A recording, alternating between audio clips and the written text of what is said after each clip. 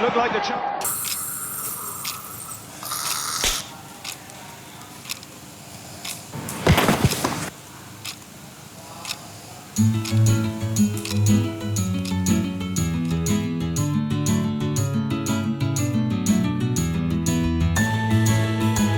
Butuh rumah lebih besar. KPR BCA kuncinya.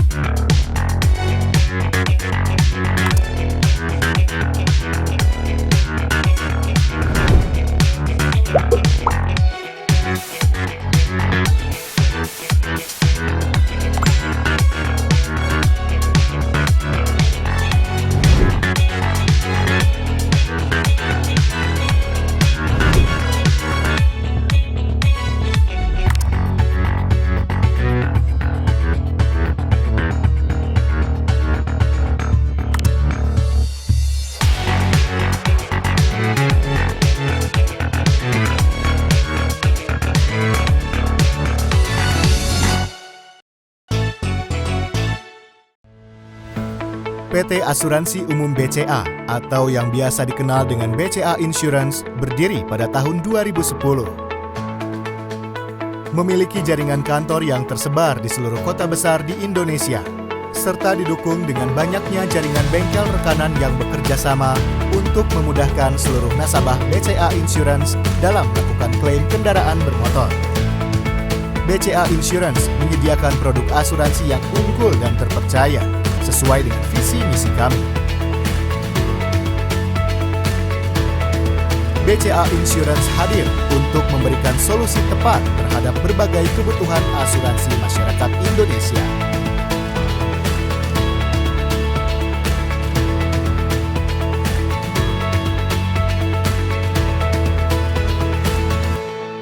BCA Insurance, solusi tepat asuransi Anda.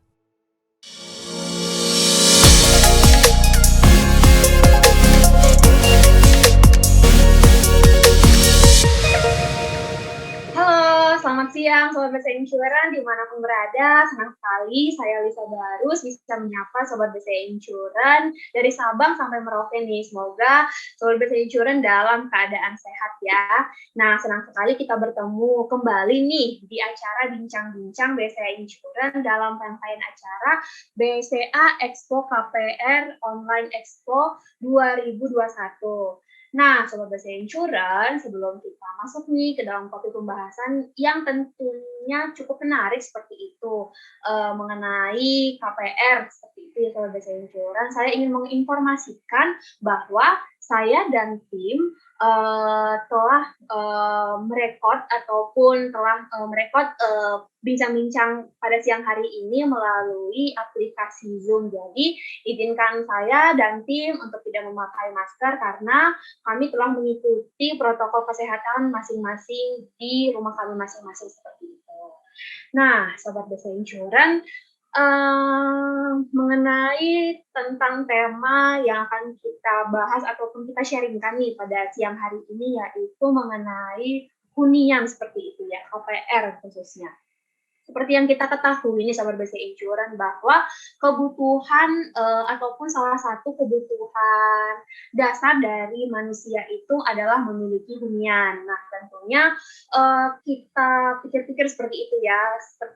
Tentunya Sobat BCA Insurance sendiri memiliki rumah impian ataupun hunian ideal seperti itu yang Sobat BCA Insurance inginkan seperti itu. Khususnya nih mungkin bagi kaum-kaum milenial nih yang ingin memiliki investasi berupa rumah seperti itu. Nah, tentunya juga untuk Sobat BCA Insurance yang sudah memiliki aset properti seperti rumah, ruko, gudang, dan lain sebagainya, tentu saja ada hal-hal yang tidak ingin Sobat BCA Insurance alami yang dapat merugikan kerugian finansial seperti itu, khususnya dalam memiliki aset properti.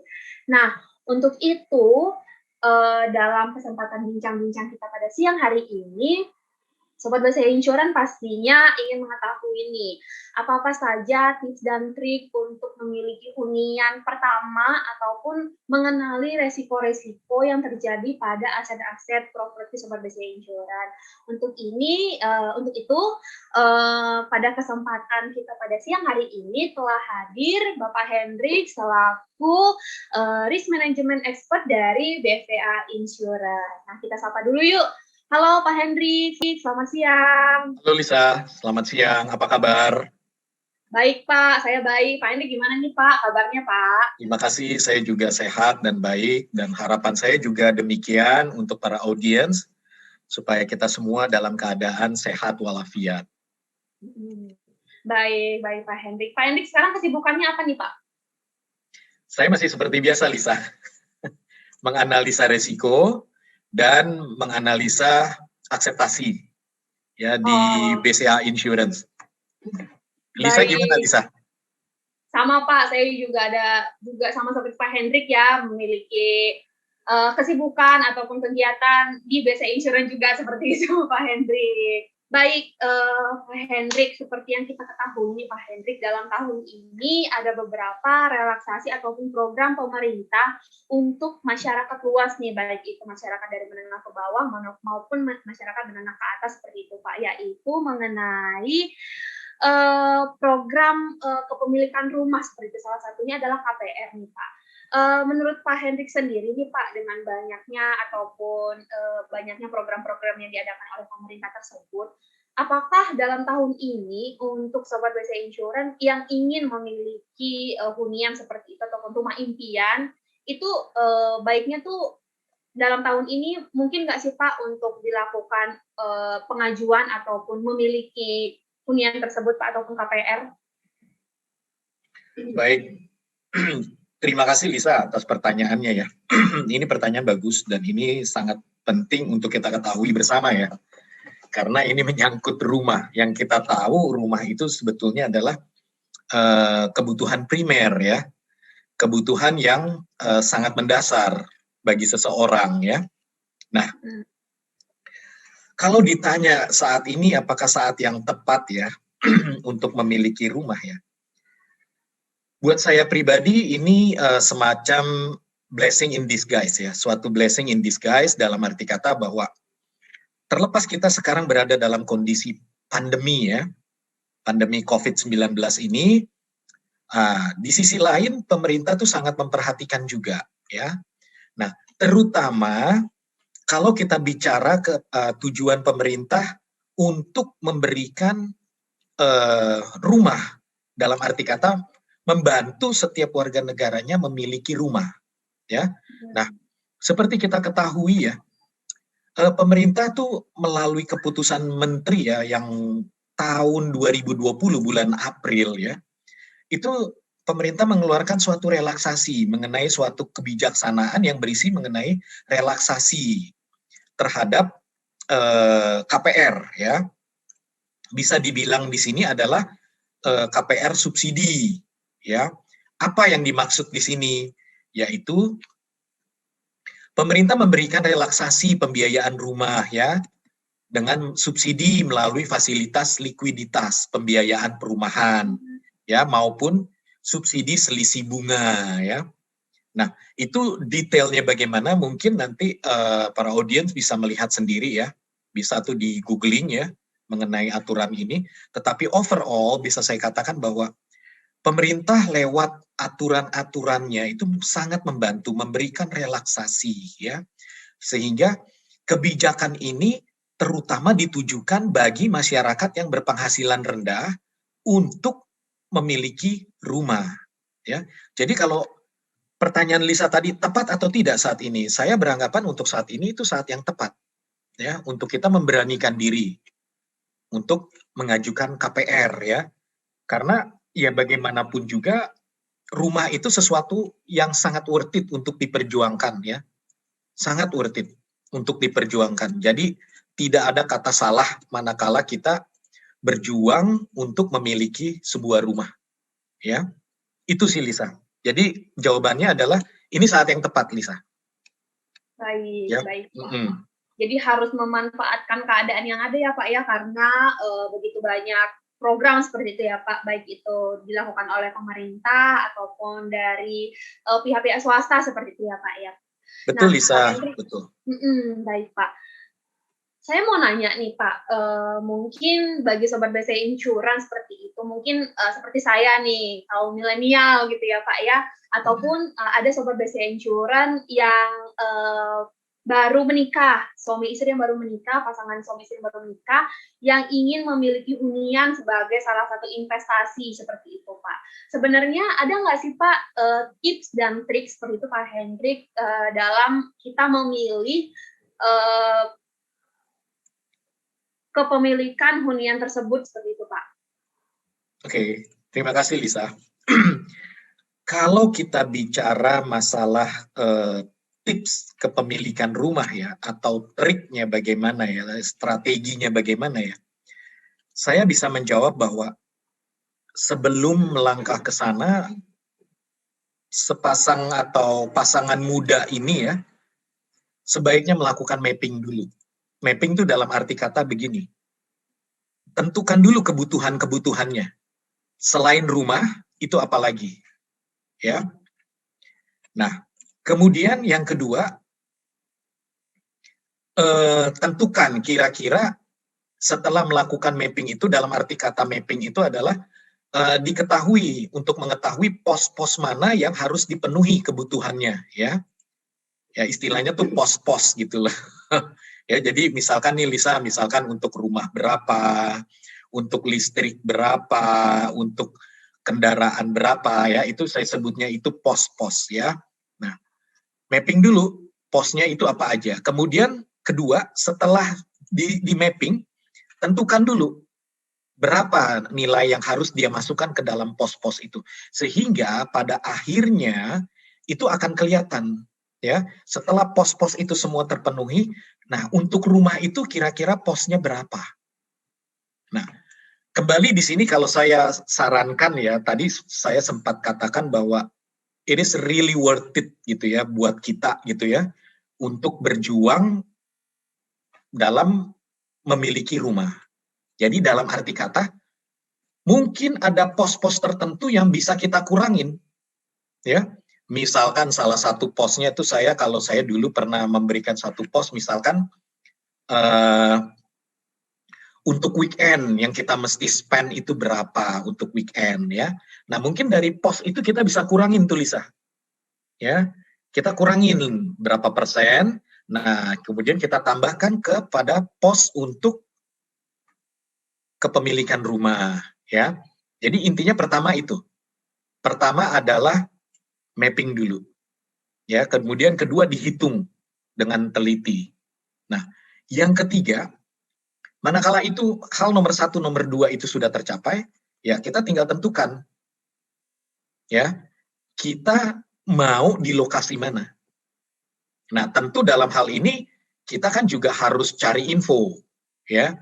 Kita perlu tuh Lisa cari info tuh. Saya juga dulu nyari info tuh, ya. Kalau kita mau KPR itu bunganya berapa? Ya, kan tentu kalau mengenai bunga KPR itu kan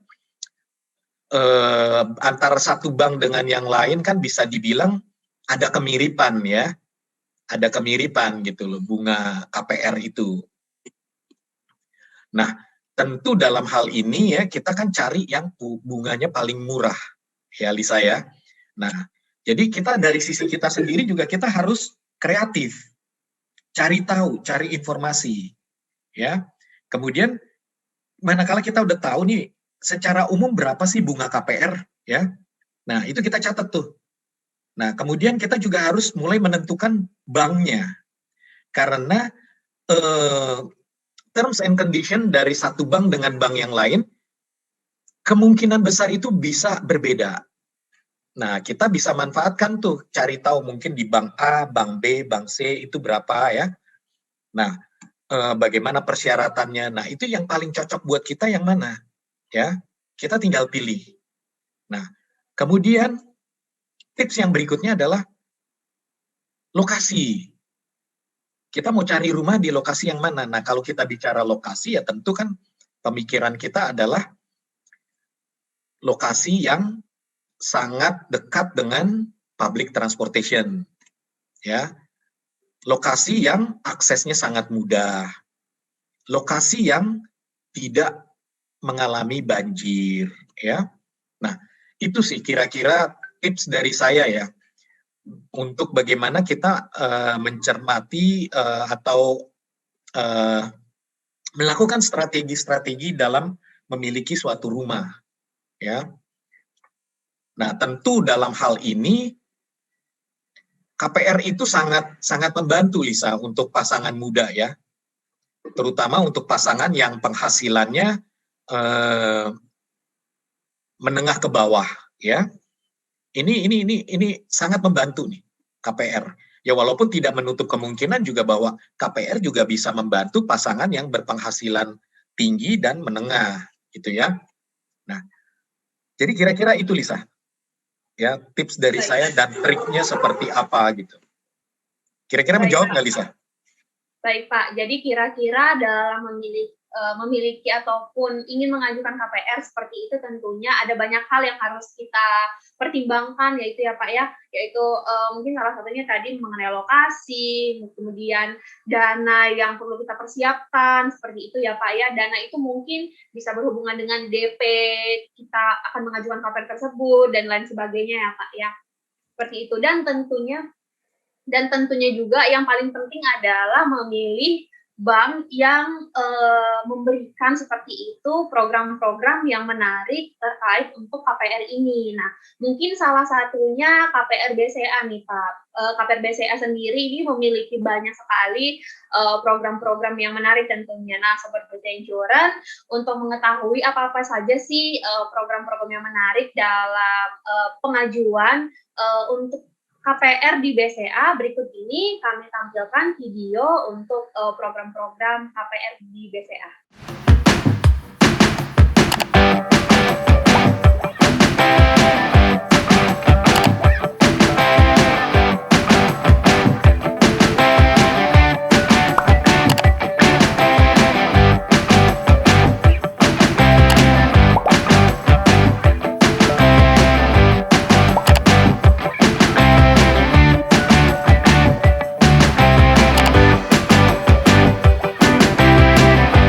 Baik Pak Hendrik, seperti yang kita ketahui nih Pak, dengan kita memiliki ataupun nantinya nih Pak, Sobat BCA Insurance mengajukan kepemilikan hunian ataupun Sobat BCA Insurance yang sudah memiliki aset properti nih Pak. Tentunya tidak satu pun Sobat BCA Insurance seperti itu yang ingin aset tersebut terkena resiko. Seperti yang kita ketahui ya Pak ya, untuk kita memiliki aset ataupun properti tentunya ya hal yang tidak bisa kita hindari adalah resiko seperti itu Pak Hendrik. Nah Pak Hendrik, apa-apa saja sih Pak resiko yang mungkin terjadi pada properti kita Pak? Oke, baik Lisa, terima kasih. Nah, sebelumnya kembali yang saya ulangi lagi ya dari pernyataannya Lisa, bahwa besar harapan saya dengan menyaksikan video mengenai KPR BCA ini, para audiens jadi mendapatkan informasi yang lebih details ya. Nah, kembali kepada pertanyaan Lisa ya, bahwa memang manakala kita memiliki suatu properti ya, dalam konteks ini rumah, kita juga harus memperhitungkan risiko-risiko apa yang harus kita hadapi, ya, kita sebagai pemilik rumah.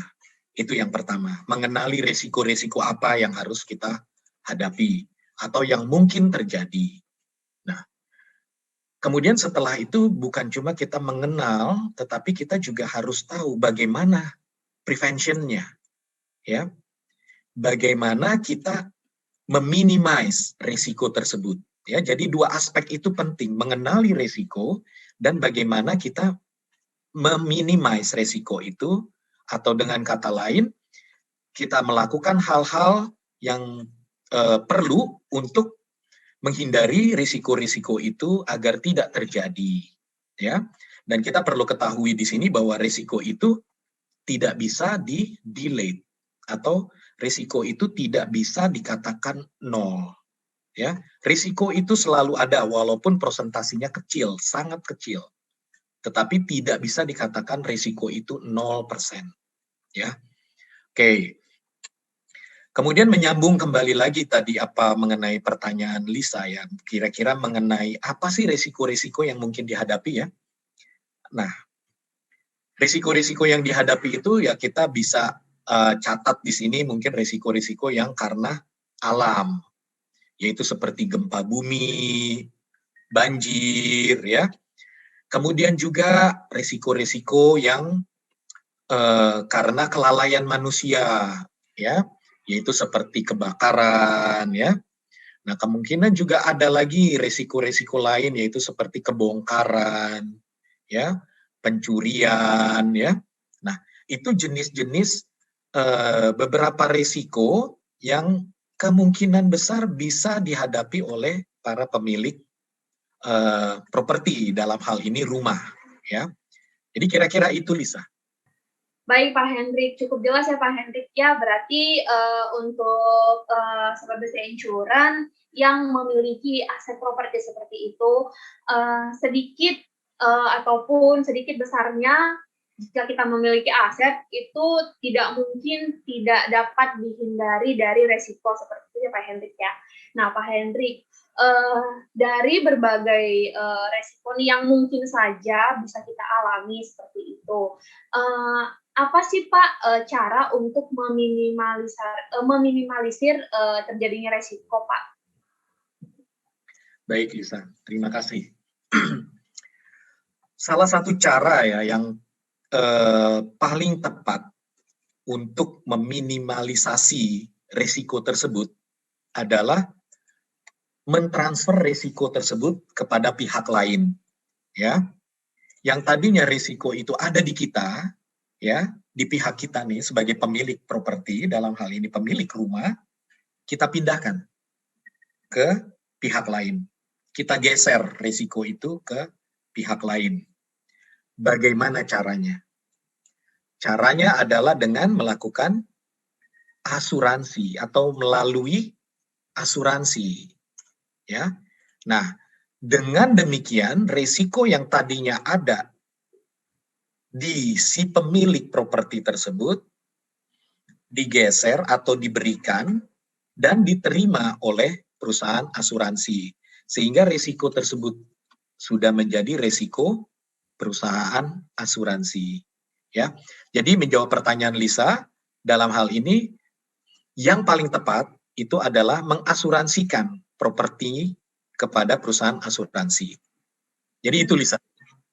Baik Pak, karena salah satu caranya kan untuk meminimalisir atau menghindari risiko tersebut kita harus memiliki asuransi seperti itu ya Pak ya, karena dengan adanya asuransi tentunya akan terhindar dari risiko yang dapat merugikan pemilik ataupun Sobat BC Insurance dari kerugian finansial ya Pak ya, khususnya ya Pak ya. Betul Lisa, betul. Baik Pak, ngomong-ngomong soal asuransi nih Pak, jika nih Pak, mungkin ada Sobat BC Insurance yang masih asing seperti dengan istilah asuransi properti nih Pak, ataupun nantinya setelah mungkin habis bincang-bincang kita pada siang hari ini Pak, ada Sobat BC Insurance yang langsung nih Pak ngajuin KPR seperti itu, kira-kira dan ingin memiliki polis asuransi. Ini dalam pengajuan polis asuransi tersebut, Pak, itu apa aja sih, Pak, dokumen-dokumen yang dibutuhkan agar kita dapat memiliki polis asuransi dari properti ini, Pak? Oke, terima kasih, Lisa. Mengenai dokumen-dokumen ya, secara garis besar bisa saya katakan bahwa manakala seseorang pemilik rumah ingin mengasuransikan rumahnya itu kepada perusahaan asuransi, paling tidak dia harus memberikan KTP-nya kepada perusahaan asuransi ya sebagai cara bagaimana asuransi itu mengetahui siapa pemilik dari rumah tersebut ya. Karena aspek kepemilikan ini sangat penting dalam asuransi ya. Kenapa begitu? Karena bila terjadi sesuatu hal mengenai rumah tersebut dalam konteks terjadinya suatu kerugian, perusahaan asuransi jadi tahu kepada siapa dia harus memberikan penggantian itu, ya. Jadi itu faktor yang penting. KTP diberikan kepada perusahaan asuransi. Kemungkinan juga yang setelah KTP ya, itu NPWP. Karena kan ini kaitannya dengan pajak gitu ya. Nah, kemudian setelah itu apa lagi? Nah, bisa jadi dia minta nanti foto dari rumah itu ya.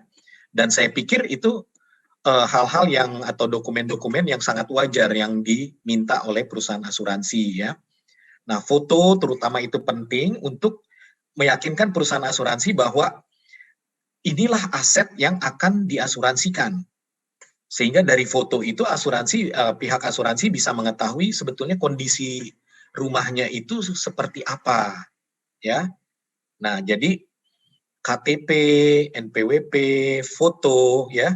Nah, itu saya yakin sebagai dokumen-dokumen yang bersifat mandatori ya bagi seseorang yang ingin mengasuransikan propertinya dalam konteks ini rumah kepada perusahaan asuransi. Jadi itu Lisa.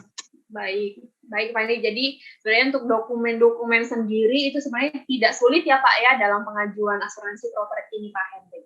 Pak Hendrik, pertanyaan selanjutnya nih Pak. Sebenarnya apa saja sih Pak kriteria properti yang dapat di-cover oleh sebuah perusahaan asuransi Pak? Oke, pada dasarnya perusahaan asuransi itu juga dalam hal ini juga dia melakukan bisnis ya Lisa. Dalam arti kata, sebisa mungkin perusahaan asuransi juga menghindari kerugian. Ya. Nah, tetapi kerugian apa yang di sini yang dihindari oleh asuransi? Kerugian yang dihindari oleh perusahaan asuransi itu adalah manakala suatu properti atau suatu aset yang akan dipertanggungjawabkan ke perusahaan asuransi ya, sudah terlihat resikonya. Ya. Jadi istilah dalam asuransi itu adalah foreseen. Ya. Jadi resikonya itu sudah terlihat. Contohnya apa? Contohnya begini. Misalkan ada satu rumah terletak di daerah yang setiap tahun itu mengalami banjir. Ya. Kemudian dalam hal ini misalkan Lisa sebagai pemilik rumah nih datang nih kepada saya nih sebagai orang asuransinya nih, Pak Hendrik, saya mau cover rumah saya. Ibu Lisa mau cover apa aja, termasuk banjir Pak. Nah, kemudian saya tanya ke Bu Lisa, ini tempatnya di mana? Oh ternyata begitu Lisa memberitahukan lokasinya, ternyata begitu saya cek itu lokasi yang setiap tahun banjir Lisa. Nah, dalam hal ini perusahaan asuransi saya sangat yakin tidak mau mengcovernya, ya. Kenapa? Karena itu tadi saya sudah katakan bahwa risiko dalam konteks ini risiko terhadap banjir sifatnya itu sudah menjadi foreseen, ya. Apa yang dimaksud foreseen ini? Bisa dibilang foreseen itu adalah sesuatu yang bakalan terjadi, ya, bakalan terjadi, predictable, gitu loh. Jadi bisa dikatakan kemungkinan besar hal ini terjadi kembali. Ya. Nah, jadi itu pertama. Dalam konteks ini yang tidak dapat diasuransikan adalah risiko-risiko yang mana aset-aset atau properti mana yang menurut asuransi sangat berisiko tinggi. Ya. Kedua, aset-aset yang tidak jelas kepemilikannya. Ya, itu biasanya perusahaan asuransi sangat tidak mau untuk mengcovernya. Kenapa begitu? Karena ini kaitannya menjadi menyentuh ranah hukum nantinya. Ya, yaitu tadi saya kan tadi di awal sudah katakan bahwa faktor kepemilikan itu sangat penting dalam asuransi. Ya, jadi yang kedua itu adalah aset-aset ya yang tidak jelas kepemilikannya. Ya. Nah, jadi secara garis besar dua faktor inilah yang membuat perusahaan asuransi bisa atau mungkin menolak untuk mengcover suatu aset atau harta benda atau properti, Lisa. Ya, seperti itu. Baik, Kemudian saya tambahkan juga ya, ada lagi juga adalah aset-aset yang sebelum diasuransikan itu sudah mengalami kerusakan. Ya. Jadi sebelum di cover oleh perusahaan asuransi itu sudah terjadi kerusakan. Makanya dalam perusahaan asuransi itu dikenal yang namanya survei. Ya, untuk memastikan bahwa risiko-risiko atau aset-aset atau properti yang akan diterima atau di-cover oleh suatu perusahaan asuransi itu dalam keadaan kondisi baik. Ya. Nah, jadi 3 faktor itu, Lisa. Ya. Baik Pak Henry. Jadi seperti yang Pak Henry tadi jelaskan nih Pak, ini menyambung pertanyaan saya selanjutnya sih Pak. Dalam kita nih memilih produk asuransi yang sesuai dengan properti kita nih Pak. Apa-apa saja sih Pak tips dan trik seperti itu, cara memiliki ataupun cara memilih asuransi yang tepat, dan apa saja sih Pak manfaatnya yang bisa kita dapatkan Pak?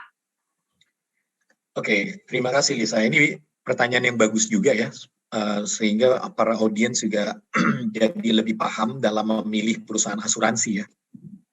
Nah, dalam konteks coverage, jenis coverage yang akan diberikan oleh suatu perusahaan asuransi kepada calon nasabahnya ya, itu kembali lagi bagaimana si nasabah itu punya kepentingan. Dalam arti kata ini, keperluannya apa si nasabah ini? Apakah dia perlu untuk membeli suatu asuransi yang bersifat all risk, atau dia cukup membeli asuransi yang non all risk? Dalam arti kata di sini adalah contoh kalau dalam asuransi kebakaran adalah asuransi PSAKI ya, Standar Asuransi Kebakaran Indonesia ya. Itu bisa dibilang itu yang non all risk. Nah, mungkin buat si calon nasabah ini, saya cuma perlu untuk yang non all risk lah, yang PSAKI. Silahkan. Atau sebaliknya dia mau pilih yang all risk, property all risk. Itu juga dipersilahkan. Cuma memang dalam hal ini nasabah juga harus juga mengetahui perbedaan antara yang all risk dengan yang non all risk itu. Yang non all risk itu yang tadi saya katakan adalah PSAKI, Polis Standar Asuransi Kebakaran Indonesia. Ya. Nah, kemudian berikutnya adalah bagaimana kita trik memilih perusahaan asuransi.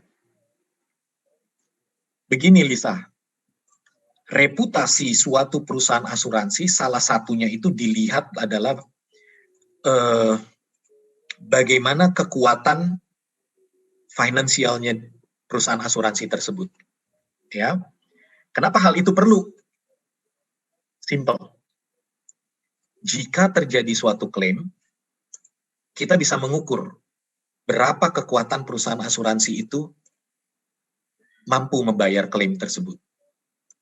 Ya, jadi sangat penting untuk para audiens ini mengetahui siapa di balik perusahaan asuransi itu, atau siapa sih pemegang saham dari perusahaan asuransi itu. Ya, itu sangat penting, yaitu tadi untuk mengetahui kekuatan keuangannya. Kenapa begitu? Mengantisipasi terjadinya suatu klaim. Ya. Perusahaan asuransi dengan dukungan keuangan yang kuat, dia tidak akan pernah mengalami kesulitan dalam membayar klaim. Tapi sebaliknya, perusahaan asuransi yang tidak didukung oleh grup yang kuat, ya, itu akan kesulitan membayar klaim. Dari pengalaman saya dalam dunia asuransi, ya seperti itu. Sangat penting ya dalam memilih asuransi itu adalah bagaimana kekuatan keuangan perusahaan asuransi tersebut. Ya, ini menjawab ya Lisa ya. Baik, baik Pak Henry, sangat menjawab Pak Henry. Jadi untuk kita mengajukan seperti itu ya, coverage untuk pemilihan asuransi tentunya menyesuaikan dengan kebutuhan masing-masing dari pemegang polis seperti itu ya Pak ya. Betul. Dan apa objek pertanggungan yang ingin diajukan ke sebuah perusahaan asuransi seperti itu ya Pak ya. Nah, pertanyaan selanjutnya Pak, mungkin ini pertanyaan yang sering mungkin ya ditanyakan atau mungkin bertanya-tanya seperti itu satu dari sebagian dari sobat bahasa insurance. Nah, pertanyaan seperti ini Pak. Seumpamanya saya nih Pak, sebagai orang yang asing seperti itu mengenai terkait dengan asuransi properti. Nah, saya memiliki aset nih Pak. Jika saya nih Pak memiliki aset satu, kemudian saya mengasuransikan aset saya di perusahaan asuransi A, kemudian di-cover juga oleh perusahaan asuransi B dengan objek pertanggungan yang sama seperti itu, Pak. Apakah itu amit-amit nih, Pak, ya, kalau terjadi sesuatu yang tidak diinginkan, resiko yang terjadi di aset saya seperti itu, apakah kedua perusahaan tersebut akan meng-cover seperti itu, Pak, untuk aset saya tersebut, Pak Hendrik? Oke, terima kasih Lisa. Seperti kita tahu ya bahwa setiap perusahaan asuransi itu mempunyai satu pegangan dalam merespon suatu klaim. Pegangannya itu apa? Pegangannya itu adalah polis asuransi. Polis asuransi itu berisi terms and condition dari coverage-nya. Ya, jadi kondisi asuransinya saat itu semua ada di dalam polis. Nah, itu yang berisi wording-wording. Ya. Semua ada di dalam situ. Nah, itu yang jadi patokan atau pegangan setiap perusahaan asuransi. Ya. Nah, menjawab pertanyaan Lisa itu mungkin nggak ya, bila mana satu nasabah dia mengalami kerugian, namun dia memiliki beberapa polis untuk aset yang sama, objek pertanggungan yang sama. Itu memungkinkan sekali, Lisa. Dan itu terjadi ya di dunia asuransi saat ini terjadi. Nah, kemudian kalau terjadi klaim, amit-amit nih tadi yang Lisa ngomong nih, jangan sampai ada terjadi satu klaim ya. Apakah memungkinkan proses klaimnya itu dapat berjalan dengan baik? Sangat mungkin. Ya, karena di dunia asuransi itu, praktek-praktek asuransi itu sudah diatur oleh teori dan hukum asuransi. Ya. Nah, dalam konteks ini ada yang disebut prinsip asuransi, yaitu kontribusi. Ya, jadi jika nih Lisa punya satu aset nih, punya rumah misalkan nih, diasuransikan di perusahaan asuransi BCAI ya, kemudian berikutnya pada perusahaan asuransi yang lain. Nah, bila mana terjadi klaim, bisa diselesaikan dengan baik? Bisa. Ya, metodologinya yaitu tadi dengan prinsip kontribusi. Ya, jadi nggak ada halangan. Ya. Dan itu bukan sesuatu hal yang baru atau sesuatu hal yang mengkhawatirkan. Ya, gitu Lisa. Baik, baik Pak. Jadi untuk sobat bahasa insurance mungkin ada yang bertanya-tanya seperti itu tidak perlu dikhawatirkan ya Pak, karena untuk kejadian seperti ini, case-case seperti ini pastinya untuk kedua ataupun lebih dari satu perusahaan asuransi dapat di-cover ya Pak ya. Baik Pak Hendrik, ini pertanyaan saya selanjutnya nih Pak Hendrik. Tadi kan kita sempat sharing nih mengenai beberapa coverage dalam asuransi itu. Di antaranya mungkin adalah pengcoveran kebakaran, Lexus, ataupun property all risk. Untuk masing-masing coverage tersebut nih Pak, ada nggak sih Pak hal-hal yang dikecualikan seperti itu dalam pengajuan asuransi Pak? Oke, baik Lisa. Ini jadi apa yang dikecualikan ya di dalam property all risk ya? Iya betul Pak. Oke, sebelum menjawab pertanyaan Lisa ini, mungkin buat para audiens ada sedikit informasi yang saya berikan ya. Di dalam asuransi kebakaran harta benda ya, itu ada dua jenis coverage ya, yaitu property all risk dan yang non all risk atau yang kita kenal dengan polis standar asuransi kebakaran Indonesia ya. Ya, jadi ada dua. all risk dan yang non all risk tadi. Ya, atau yang kita sebut dengan PSAKI, kepanjangan dari Polis Standar Asuransi Kebakaran Indonesia. Nah, tentu di sini bedanya di mana? Bedanya adalah luasnya penjaminan, luasnya coverage. Di sini bedanya. Yang namanya all risk ya, berarti dia mengcover risiko-risiko atau penyebab dari suatu kerugian yang lebih luas dibanding dengan yang PSAKI. Nah, menyangkut pertanyaan Lisa tadi, property all risk ya, namanya juga property all risk. Nah, terkadang suka ada misunderstanding ya, bahwa oh yang namanya all risk itu berarti semua di cover ya. Nah, seperti tadi saya katakan juga bahwa bagaimanapun perusahaan asuransi tidak mau mengalami kerugian dalam berbisnis ya. Nah, namun demikian perusahaan asuransi tetap konsisten ya untuk menjalankan apa yang tertuang di dalam polis yang dikeluarkan oleh perusahaan asuransi tersebut ya. Nah, kalau kita bicara property all risk ya, walaupun kata-katanya all risk ya, semua risiko, bukan berarti di situ tidak ada pengecualian. Ya. Bukan berarti di situ tidak ada hal-hal yang tidak di-cover. Ya. Nah, saya sangat menyarankan para nasabah ya untuk membaca polisnya. Terkadang itu kalau nasabah terima polis dari perusahaan asuransi, udah disimpan aja tuh. Nah, ada baiknya saran saya untuk dibaca, supaya lebih memahami. Agar lebih paham, Lisa. Maksud saya gitu, Lisa. Ya. Iya, betul, Pak. Nah, kembali lagi tadi, untuk property all risk. Nah, kalau property all risk itu, ada hal-hal yang dikecualikan atau hal-hal yang tidak di-cover atau perusahaan asuransi tidak bertanggung jawab atas kerugian atau kerusakan ya.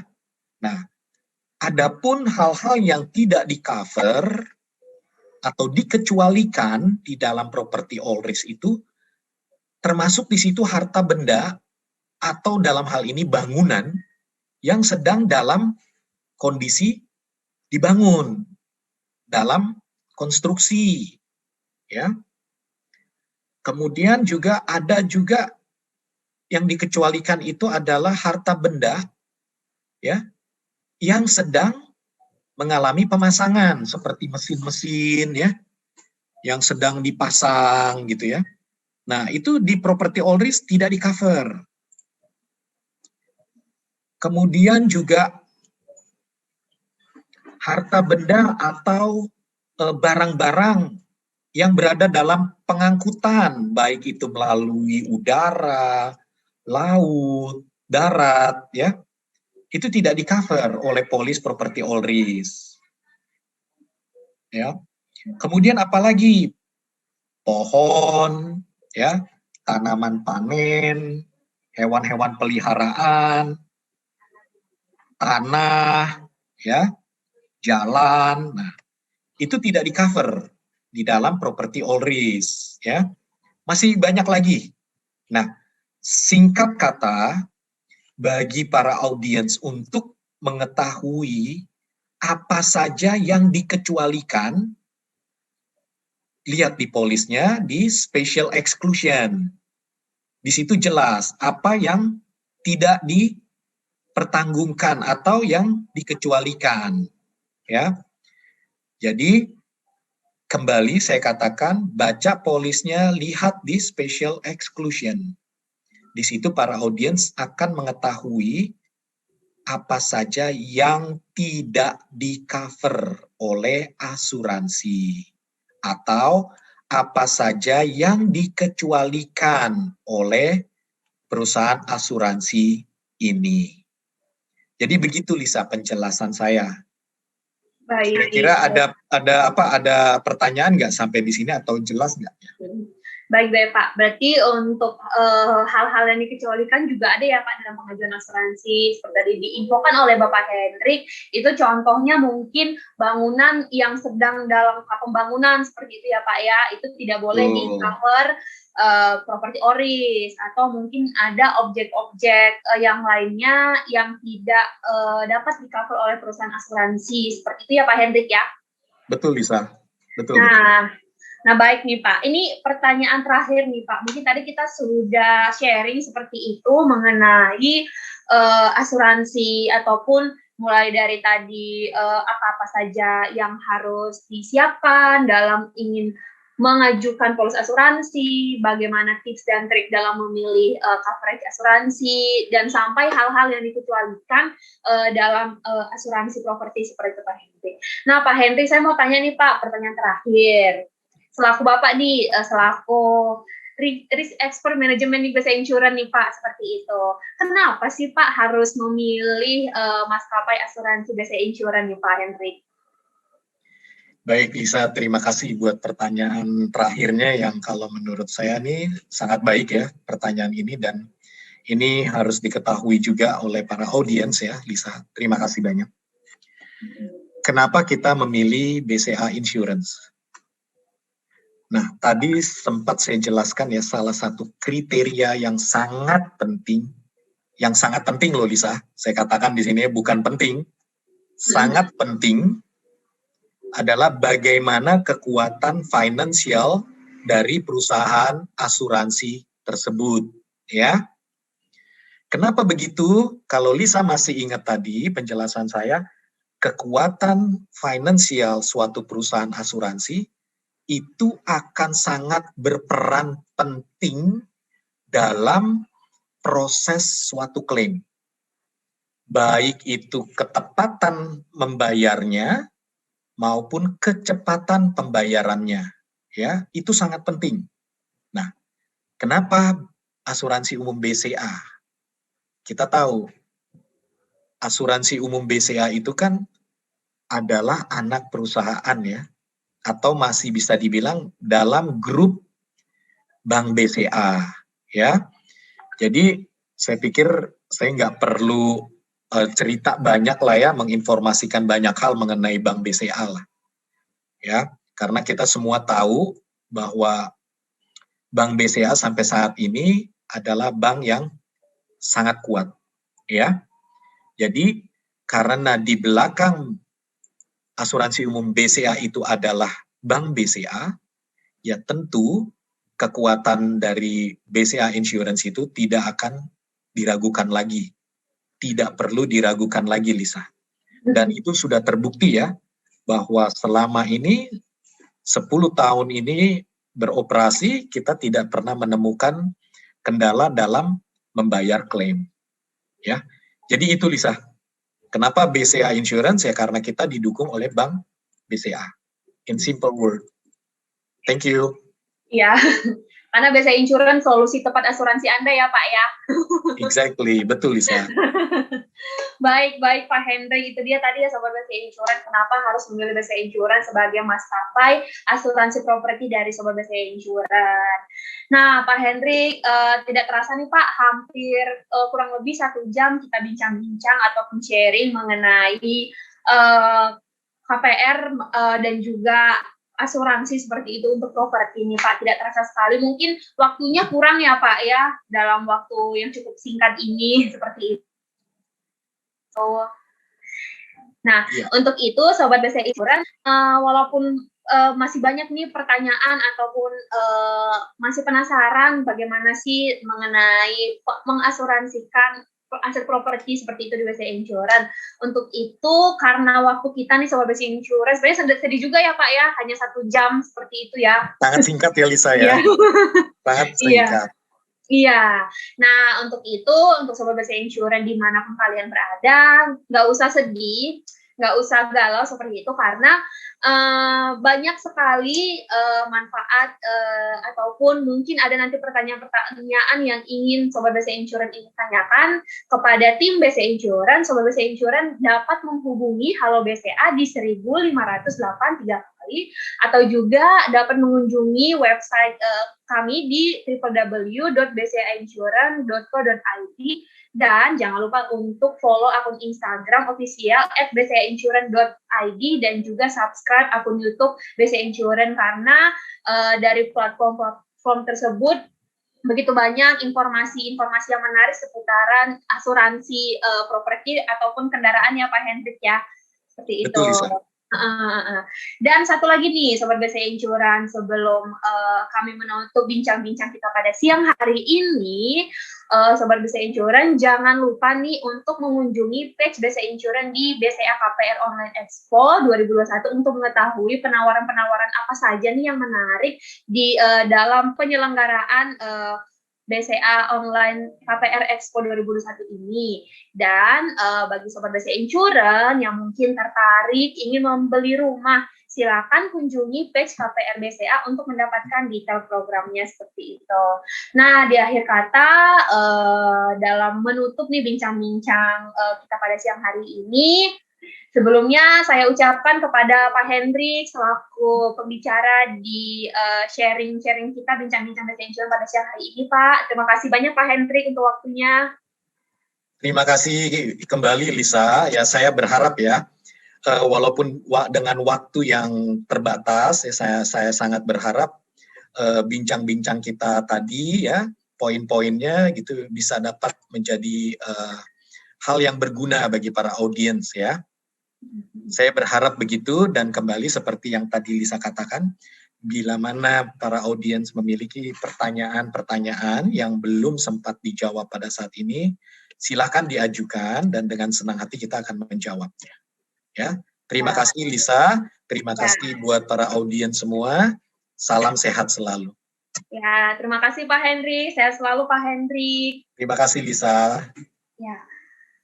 Ya baik Sobat BCA Insurance, untuk itu di akhir penghujung acara bincang-bincang BCA Insurance kita pada siang hari ini, akhir kata saya Lisa yang memandu acara bincang-bincang BCA Insurance dalam rangkaian acara BCA KPR Online Expo 2021. Segenap tim yang bertugas pada siang hari ini mengucapkan terima kasih banyak kepada Sobat BCA Insurance yang sudah meluangkan waktunya untuk menyaksikan bincang-bincang BCA Insurance pada siang hari ini. Untuk itu, akhir kata saya Lisa Barus mengucapkan stay safe, stay healthy, and stay BCA Insurance. Dadah, selamat siang.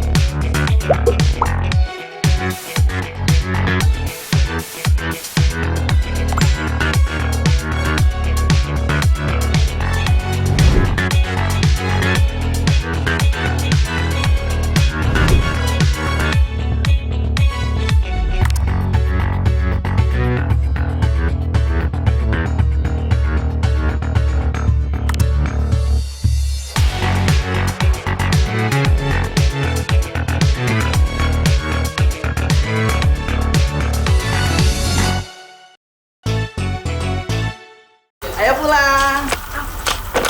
Robotku.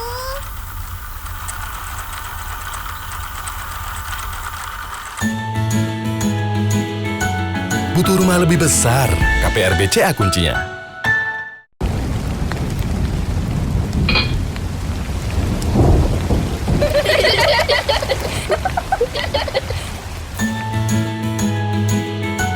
Butuh rumah lebih besar? KPR BCA kuncinya.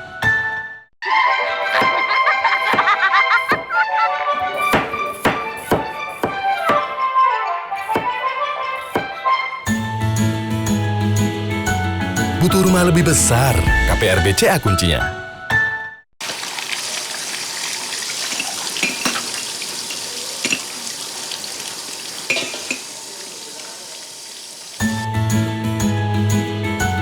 Butuh rumah lebih besar? KPR BCA kuncinya.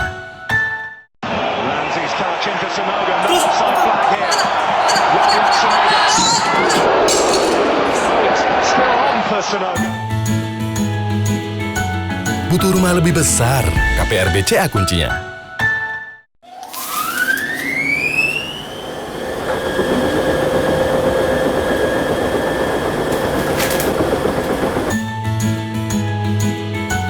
Butuh rumah lebih besar? KPR BCA kuncinya.